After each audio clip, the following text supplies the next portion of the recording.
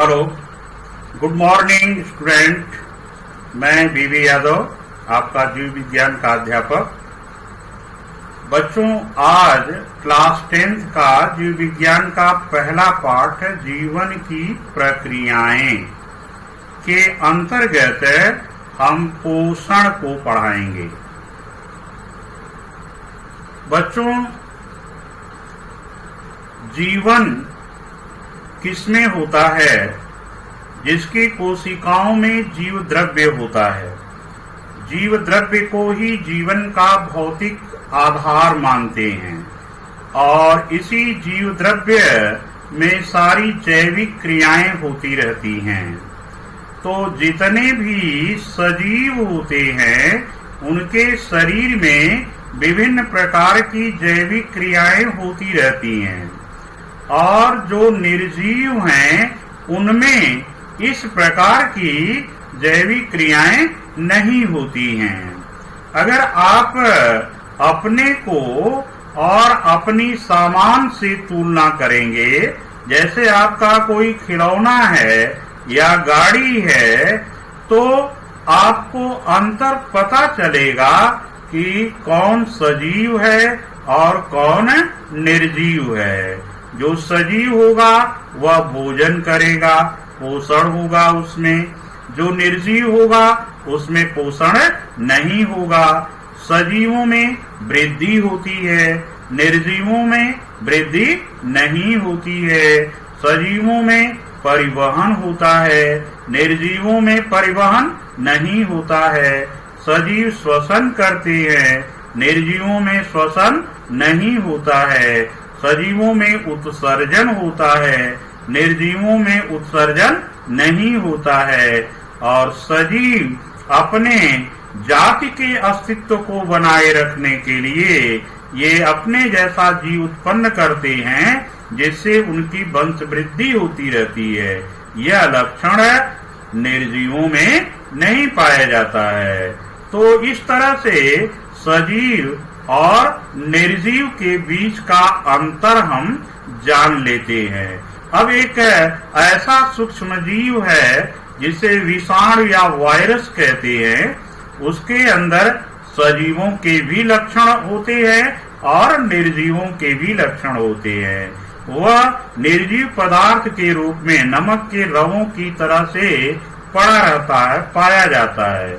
लेकिन जब यह किसी सजीव की कोशिका में इन्फेक्शन करता है तो सक्रिय हो जाता है।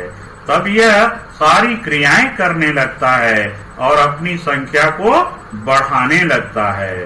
तो चूंकि दोनों ही सजीव के भी लक्षण है, निर्जीव के भी लक्षण है, इसलिए सजीव एवं निर्जीव के बीच का इसे कड़ी कहा जाता है। अब सजीवों के शरीर में होने वाली जो क्रियाएं हैं वो इस प्रकार से हैं कि सजीवों में पोषण होता है, सजीव भोजन करते हैं और सजीवों में श्वसन होता है, यानी कि ऑक्सीजन को अंदर लेते हैं और कार्बन डाइऑक्साइड को बाहर छोड़ते हैं। यह क्रिया कहलाती है श्वसन की क्रिया कहलाती है। सजीवों के शरीर में जो ब्लड है वह हृदय से ये रुधिर वाहिकाओं द्वारा शरीर के विभिन्न भागों में पहुंचाया जाता है और जो पोषक तत्व होते हैं तथा ऑक्सीजन होती है वह रक्त के माध्यम से शरीर की कोशिकाओं में पहुंचाई जाती हैं। इसलिए इसको हम कहते हैं परिवहन या रक्त परिसंचरण। और सजीवों की कोशिकाओं के अंदर विभिन्न प्रकार की क्रियाएं होती हैं जिससे कुछ हानिकारक एवं अनावश्यक पदार्थ बनते हैं जो हमारे शरीर के लिए हानिकारक होते हैं। उनको शरीर से बाहर निकालने की प्रक्रिया उत्सर्जन कहलाती है। और सजीवों में संवेदना होती है या संवेदनशीलता का गुण पाया जाता है। बाह्य वातावरण में अगर किसी भी प्रकार का परिवर्तन होता है तो इसकी सूचना हमारे शरीर में विभिन्न संवेदी अंगों के माध्यम से पहुंच जाती है, तो इसे उत्तेजनशीलता का गुण कहा जाता है। सजीवों में अपने जैसे जीव को उत्पन्न करने की क्षमता होती है। इसे प्रजनन कहते हैं और इससे वे अपनी वंश वृद्धि करते हैं। तो इस प्रकार से बच्चों ये कुछ सामान्य जो शरीर में होने वाली जैविक क्रियाएं हैं उनके बारे में मैंने बताया। इन जैविक क्रियाओं का जीव विज्ञान की जिस शाखा के अंतर्गत अध्ययन किया जाता है उसे हम फिजियोलॉजी कहते हैं या शरीर क्रिया विज्ञान या कार्यकी उसे कहा जाता है। अब सजीवों के शरीर में जब जैविक क्रियाएं होती हैं तो उसमें कुछ रासायनिक क्रियाएं भी होती रहती हैं और उन रासायनिक क्रियाओं को जैव रासायनिक क्रियाएं या बायोकेमिकल रिएक्शन कहते हैं। अब बायोकेमिकल रिएक्शन दो तरह के होते हैं। एक होता है अपचय की क्रिया जिसे कैटाबॉलिक रिएक्शन कहते हैं और दूसरी होती है उपचय की क्रिया, इसे कहते हैं एनाबॉलिक रिएक्शन। तो जो कैटाबॉलिक रिएक्शन है उसमें कुछ पदार्थ टूटते हैं और कुछ पदार्थ जो टूटते हैं तो वह क्रिया कहलाती है अपचय की क्रिया, जैसे पाचन की क्रिया है, श्वसन की क्रिया है। और दूसरा जो एनाबॉलिक रिएक्शन है, उपचयी क्रिया है, इसमें सरल अणुओं से जटिल अणुओं का निर्माण होता है, जैसे पौधों में प्रकाश संश्लेषण की क्रिया है या प्रोटीन का बनना है, लिपिड का बनना है, कार्बोहाइड्रेट का बनना है, तो ये सभी उपचय क्रियाएं कहलाती हैं। अब हम अपने मेन टॉपिक पोषण पर आते हैं कि पोषण किसे कहा जाता है। आपने बच्चों सुना है पालन पोषण। किसी बच्चे का यदि पालन पोषण अच्छा होता है तो वह बच्चा शरीर में भी वृद्धि करता है और उसके व्यक्तित्व में भी ये वृद्धि होती है, उन्नति होती है और वह आगे बढ़ता है। लेकिन हमको यहाँ पर पोषण के बारे में बताना है। यानी सजीवों के द्वारा भोजन प्राप्त करने की प्रक्रिया को ही पोषण कहते हैं। लेकिन पोषण का जो व्यापक अर्थ है कि पोषण की क्रिया मुख्य 5 पदों में पूरी होती है। पहला, भोजन का अंतर ग्रहण, यानी जिसके अंतर्गत भोजन को शरीर के अंदर किया जाता है या लिया जाता है। फिर है जो भोजन हम अंदर लेते हैं वह जटिल और अविसरणीय होता है, हमारे कोशिका द्रव्य में विलीन नहीं हो सकता है, इसलिए उस भोजन को पचाने की आवश्यकता पड़ती है, पाचन की आवश्यकता पड़ती है। तो जो जटिल भोज्य पदार्थ है उसको सरल भोज्य पदार्थ में तथा विसरणीय भोज्य पदार्थ में बदल देने की क्रिया पाचन कहलाती है। पाचन के बाद पचे हुए भोजन का छोटी आंत में अवशोषण होता है और वह भोजन या पोषक तत्व हमारी कोशिकाओं तक पहुंचता है। फिर आता है स्वांगीकरण। तो पोषक तत्वों का कोशिका द्रव्य में विलीन हो जाना ही कहलाता है स्वांगीकरण। और जो शेष अपच्य भोज्य पदार्थ होता है वह शरीर से बाहर निकाल दिया जाता है, इस क्रिया को कहते हैं बहिक्षेपण। तो इस प्रकार से पोषण क्रिया के ये पद होते हैं। अब पोषण हमारे शरीर के लिए आवश्यक क्यों है? क्योंकि शरीर के जो जैविक क्रियाएं होती हैं उनको चलने के लिए ऊर्जा की आवश्यकता होती है और वह ऊर्जा हमको कहाँ से मिलती है? भोजन से मिलती है। तो इसलिए पोषण आवश्यक है और शरीर की वृद्धि के लिए ये पोषण आवश्यक होता है। शरीर में ऊतकों की या कोशिकाओं की टूट फूट की मरम्मत के लिए ये पोषण आवश्यक होता है तथा हमारे शरीर की रोग प्रतिरोधक जो क्षमता होती है वह इस भोजन से, यानी उचित मात्रा में अगर हमको भोजन मिलता है, पोषक तत्व मिलते हैं, तो पोषक तत्वों की कमी से होने वाले जो रोग हैं वो नहीं होते हैं। तो इस तरह से ऊर्जा प्राप्त करने के लिए, शरीर की वृद्धि के लिए, टूटे फूटे ऊतकों की मरम्मत के लिए तथा रोग प्रतिरोधक क्षमता के लिए हमें पोषण आवश्यक होता है। अब भोजन के घटक या पोषक तत्व जो होते हैं उनको 3 ग्रुपों में बांटा गया है। पहला है ऊर्जा प्रदान करने वाले पोषक तत्व, दूसरा निर्माणकारी पोषक तत्व, तीसरा प्रतिरक्षा प्रदान करने वाले पोषक तत्व। ऊर्जा प्रदान करने वाले पोषक तत्व हैं कार्बोहाइड्रेट और वसा, निर्माणकारी पोषक तत्व प्रोटीन, और प्रतिरक्षा प्रदान करने वाले पोषक तत्व विटामिन तथा खनिज लवण। अब हम बच्चों आते हैं पहले पोषक तत्व यानी कार्बोहाइड्रेट पर। कार्बोहाइड्रेट कार्बन, हाइड्रोजन और ऑक्सीजन के से बनता है या इसके द्वारा इसका निर्माण होता है। और कार्बोहाइड्रेट के जो स्रोत हैं, जैसे कार्बोहाइड्रेट के स्रोत मुख्य रूप से मोटे अनाज होते हैं तथा फलों के रस, मीठे या मीठे जो पदार्थ होते हैं उनमें कार्बोहाइड्रेट अधिक मात्रा में पाया जाता है। मोटे अनाज है जैसे गेहूं है, जौ है, मक्का है, बाजरा है, और फलों के जितने भी रस हैं, खट्टे फलों को छोड़कर जितने भी मीठे हैं, या गन्ना का रस है और चुकंदर है और इसमें भी पाया जाता है। आलू है, चावल है, मक्का है, साबूदाना है, इसमें भी पाया जाता है, खजूर में पाया जाता है।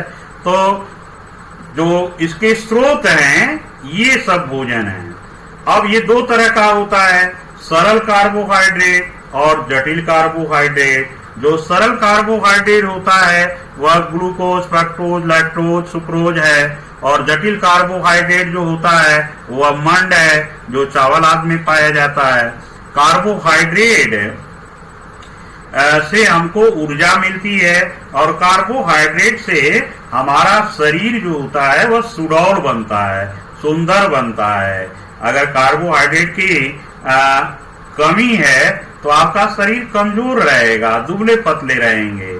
और यदि कार्बोहाइड्रेट की मात्रा अधिक ले लेंगे आप तो शरीर विशालकाय हो जाएगा और वजन आपका बढ़ जाएगा, सांस लेना मुश्किल हो जाएगा और आपको हाई ब्लड प्रेशर भी हो जाएगा। तो इसलिए कार्बोहाइड्रेट की उचित मात्रा लेना ही आवश्यक होता है, अधिक मात्रा लेना आवश्यक नहीं होता है क्योंकि उससे हानि होती है।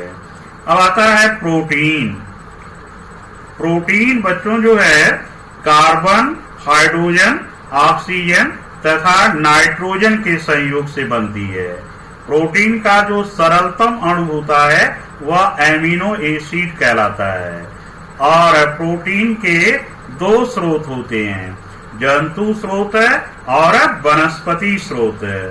जंतु स्रोत में जंतुओं के जो दूध हैं, दूध में प्रोटीन है, पनीर में प्रोटीन है और मांस में प्रोटीन है, अंडे में है, मछली में है। ये जंतु स्रोत हो गए प्रोटीन के।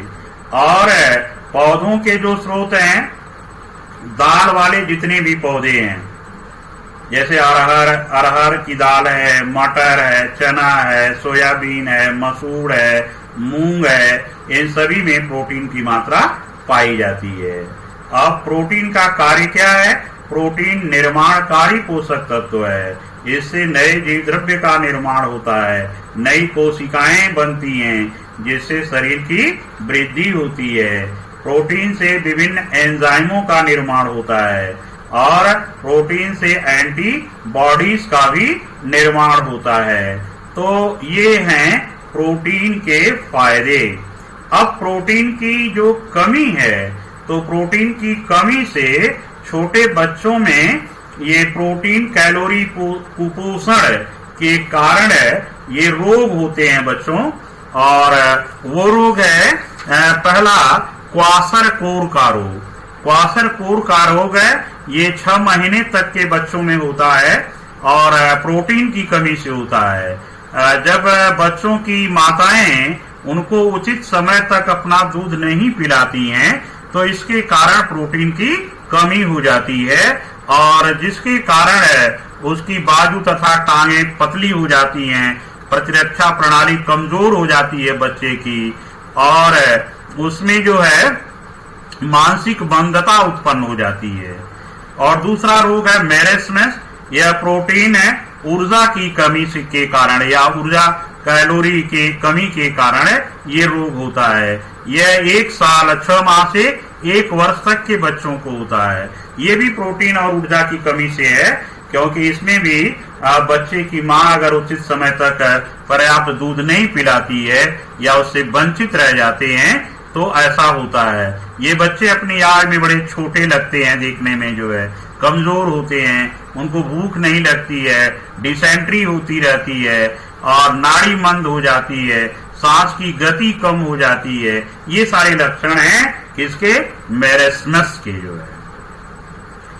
अगला पोषक तत्व है वसा। वसा कार्बन, हाइड्रोजन और ऑक्सीजन से इसका निर्माण होता है। इसमें ऑक्सीजन की कमी होती है। वसा के 2 स्रोत हैं, जंतु स्रोत और वनस्पति स्रोत है। वसा के जंतु स्रोत में आता है ये दूध है, मक्खन है, घी है और मांस है, मांस में भी रहती है, अंडे में भी होती है और वसा। इसके अतिरिक्त जो वनस्पति स्रोत है, वनस्पति स्रोत में जितने भी तेल खाए जाते हैं पौधों के, सरसों का तेल है या सोयाबीन का तेल है, मूंगफली का तेल है और कोकोनट ऑयल है, तो इसमें फैट की मात्रा या वसा की मात्रा होती है। अब वसा की जो कार्य हैं, वसा से कार्बोहाइड्रेट की तुलना में 2 गुना ऊर्जा हमको वसा से प्राप्त होती है और वसा से शरीर सुंदर, सुघड़ और चिकना दिखाई पड़ता है और वसा की परत हमारी त्वचा के नीचे पाई जाती है, एक लेयर पाई जाती है, एडिपोज लेयर उसको कहते हैं। यह शरीर के ताप को नियंत्रित करने का कार्य करती है और वसा के जमा रहने के कारण हमें चोट कम लगती है। तो ये सभी जो है वसा के कार्य हैं बच्चों जो है।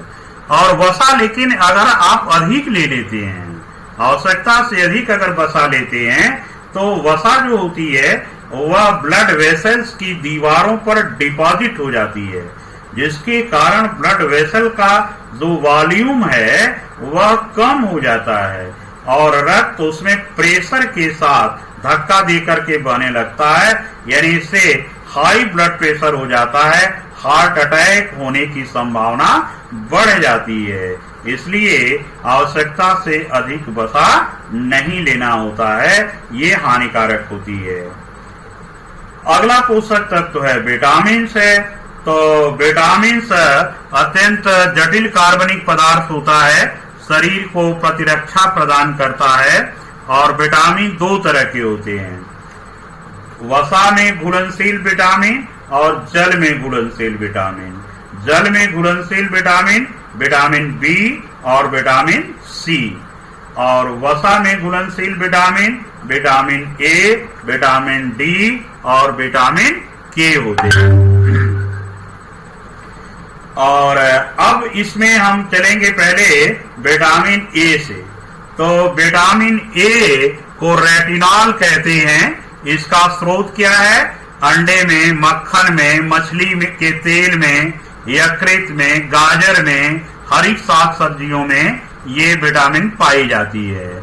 और इसकी कमी से जो आंखों में रोग होता है, कौन सा? रतौंधी का रोग हो जाता है, जिसमें रात में आप व्यक्ति को दिखाई नहीं पड़ता है। दूसरा है विटामिन डी। विटामिन डी ये सूर्य के प्रकाश से बनती है हमारे शरीर के अंदर। विटामिन डी मक्खन में, दूध, मांस, मछली के तेल और वृक्ष आदि में ये विटामिन डी पाई जाती है प्रचुर मात्रा में। और ये हड्डियों व दांत को स्वस्थ रखने के लिए कैल्शियम फास्फोरस की आवश्यकता होती है, जो हमारी छोटी आंत में अवशोषण इनका हो पाता है। अगर आप विटामिन डी नहीं रहेगी तो ये कैल्शियम और फास्फोरस का अवशोषण नहीं हो पाता है, तो इसके कमी के कारण ये हड्डियों के टेढ़ा हो जाने का रोग होता है, जिसको कहते हैं रिकेट्स का रोग। फिर है विटामिन ई। विटामिन ई अंडे में, गेहूं में और हरी साग सब्जियों में, अंकुरित बीजों में तथा मांस में अधिक मात्रा में पाई जाती है। इस विटामिन की कमी हो जाने से जनन क्षमता में कमी आ जाती है। फिर है विटामिन के। विटामिन के सोयाबीन, यकृत, अंडे, टमाटर, हरी पत्तेदार सब्जियां इनके मुख्य स्रोत होते हैं, और इसकी कमी यदि हो जाती है तो रुधिर का थक्का बनना जो होता है वो बंद हो जाता है।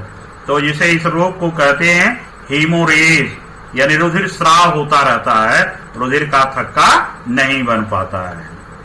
तो ये रहे ए, डी, ई, के, ये वसा में घुलनशील विटामिन, इनके स्रोत और इनकी कमी से होने वाले रोग। अब है विटामिन बी और सी, जो जल में घुलनशील होता है। तो विटामिन बी के कई प्रकार हैं, जैसे vitamin B1, B2, B3, B5, B6 और B12 है। अब B1 जो विटामिन होती है वह ईस्ट में, मांस में, दूध में, यकृत में, अनाज के छिलकों में और फली हरी सब्जियों में आदि में पाई जाती है। इसकी कमी के कारण बेरी बेरी रोग हो जाता है। कौन सा रोग होता है? बेरी बेरी रोग। विटामिन B2 ये भी हरी पत्तेदार सब्जियां, पनीर, गेहूं, यकृत, मांस में पाई जाती है, और इसके कारण ये जीभ में सूजन और त्वचा फटने लगती है इसकी कमी से। विटामिन B3 है, और ये टमाटर में, मूंगफली में, यीस्ट में, दूध में, मांस में, यकृत में, अंडे में ये पाई जाती है, और इसकी कमी से डर्मेटाइटिस नामक रोग हो जाता है। विटामिन B5 मांस में, यकृत में, यीस्ट में, अनाज, दाल, मछली आदि में पाई जाती है, और इसके कारण पेलाग्रा रोग होता है, जिसमें जीभ और त्वचा पर क्या होती है? पपड़ी बन जाती है। विटामिन 6 B6 ये शुष्क ड्राई फ्रूट जो होते हैं, दूध, सब्जी, अनाज, मांस ईस्ट में पाई जाती है, और इसके कारण चर्म रोग हो जाता है, और एनीमिया, रक्त अल्पता का भी रोग हो जाता है। विटामिन B12 ये कच्चा यकृत, बच्चों यकृत जान रहे हो? यकृत यानी लीवर, और खाने, मांस में खाने के रूप में उसे कलेजी कहते हैं। तो इसमें मांस में, मछली में, दूध में, अंडे में ये विटामिन B12 पाई जाती है, और इसके कारण यदि कमी अगर हो रही है तो प्रणासी रक्त अल्पता, एनीमिया का रोग हो जाता है। इसके बाद है विटामिन सी। विटामिन सी का स्रोत है खट्टे फल।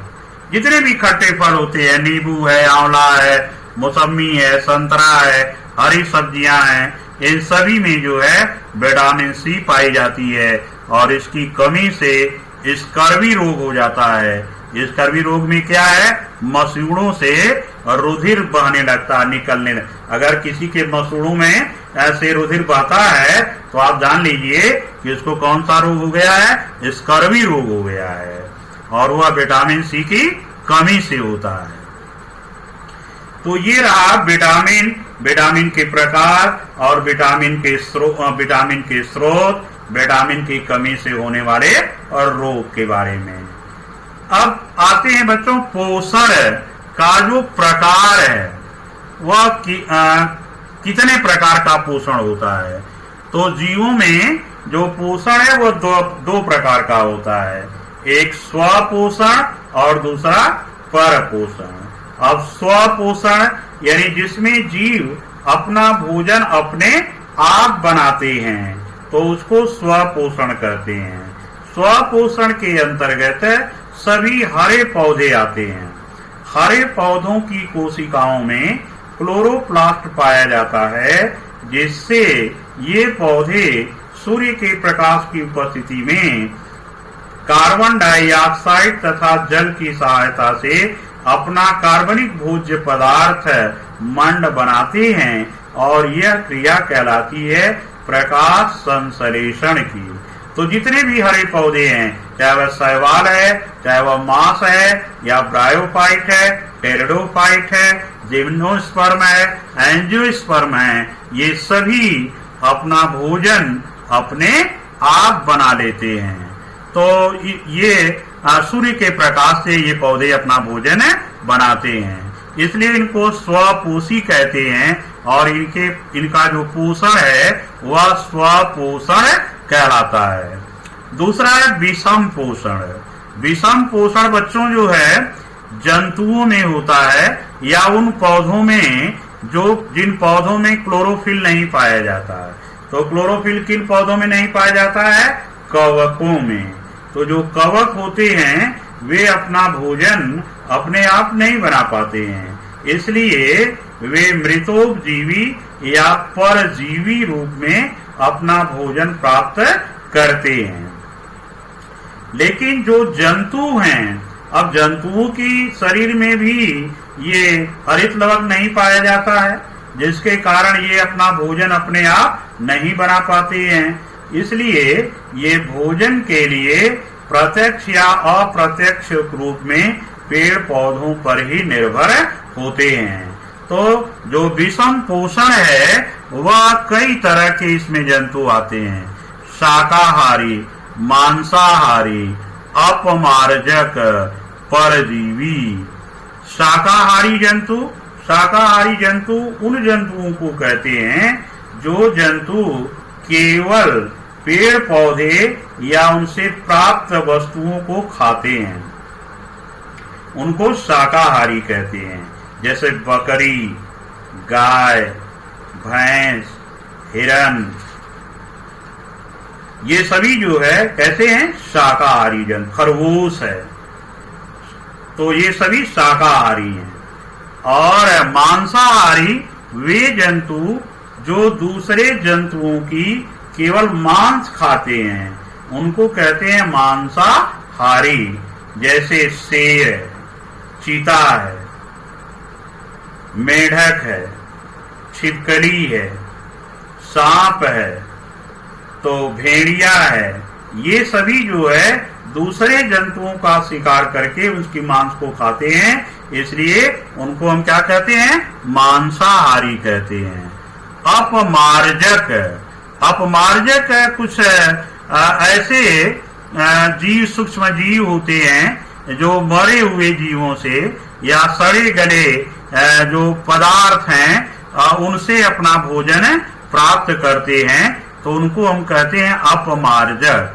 अब ऐसे जो मरे हुए जीवों को खाते हैं उनको अपमार्जक कहते हैं। जैसे मरा हुआ जीव कोई है, उसे गिद्ध खाता है, कौवा खाता है, सियार खाता है, तो वह भी अपमार्जक कहलाता है। और जो उस पर फफूंद या बैक्टीरिया आदि उग जाते हैं, तो वो भी जो भोजन लेते हैं उन्हें हम क्या कह लेते हैं? अपमार्जक कहते हैं। हालांकि जो सूक्ष्म जीव जो होते हैं मरे हुए जीवों पर उगते हैं और उनसे क्या करते हैं कि उनके शरीर के अंदर का जो जटिल यौगिक है उसको सरल पदार्थों में बदलते हैं, तो यह क्रिया अपघटन की कहलाती है, और इन सूक्ष्म जीवों को हम अपघटक कहते हैं। अब अगला आता है परजीवी का।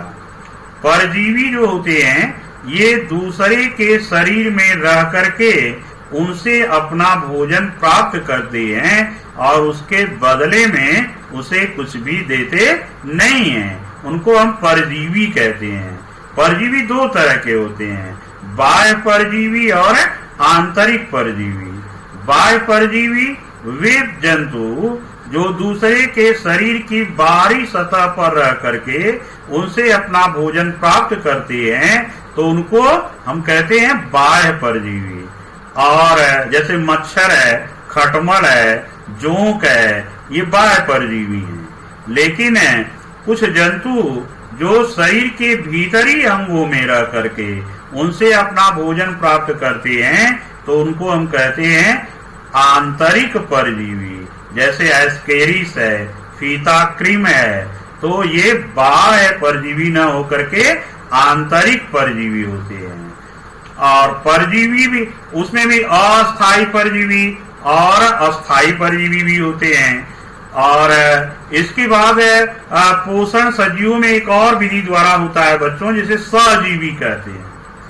सहजीवी ऐसे दो जीव जो एक दूसरे के साथ इस प्रकार से रहते हैं कि दोनों को एक दूसरे से लाभ पहुंचता है, तो इस प्रकार के संबंध को सहजीवी कहते हैं। यह भी एक पोषण का प्रकार होता है। जैसे आप पढ़े होंगे कि मटर कुल के पौधों की जड़ों की ग्रंथिकाओं में राइजोबियम नामक जीवाणु सहजीवी रूप में रहता है। वह वायुमंडल की नाइट्रोजन को नाइट्रेट में बदलता है और उसे पौधे ग्रहण करते हैं और पौधों की जड़ों में उसको रहने के लिए स्थान मिल जाता है तथा भोजन मिलता है। इस तरह से इन दोनों के बीच में सहजीवी संबंध होता है। तो ये चीजें रही हैं। तो इस तरह से पोषण के बारे में कुछ सामान्य जानकारी आप लोगों को इस शिक्षण के माध्यम से दी गई। और अब बच्चों, आप अपना जो है होमवर्क जान लें कि आप क्या करेंगे। तो कुछ क्वेश्चन हैं, उनको नोट कर लें। जैसे सजीव और निर्जीव के बीच क्या अंतर होता है, और दूसरा क्वेश्चन है विटामिन कितने प्रकार की होती हैं, और उन विटामिनों के स्रोत तथा कमी से होने वाले रोग बताओ। ये दो क्वेश्चन आप नोट कर लें और इस शिक्षण से, वीडियो को देखने से आपको जो ज्ञान प्राप्त होता है उस आधार पर लिखें क्वेश्चन का उत्तर। और पढ़ने के लिए आपके किताब के जो पेज हैं आपके वीडियो के डिस्क्रिप्शन में दिए गए हैं, आप वहां से उनको लोड कर सकते हैं या खोल करके आप पढ़ सकते हैं। और यदि कोई क्वेश्चन आपको नहीं आता है बच्चों, तो आप जो है कमेंट बॉक्स में लिखेंगे और उसका उत्तर हम आपको देंगे। और इसलिए आप वीडियो को अच्छी तरह से देखें, समझें, इसे लाइक करें और सब्सक्राइब करें। तो इसी के साथ आज का क्लास समाप्त होता है। और गुड बाय, थैंक यू।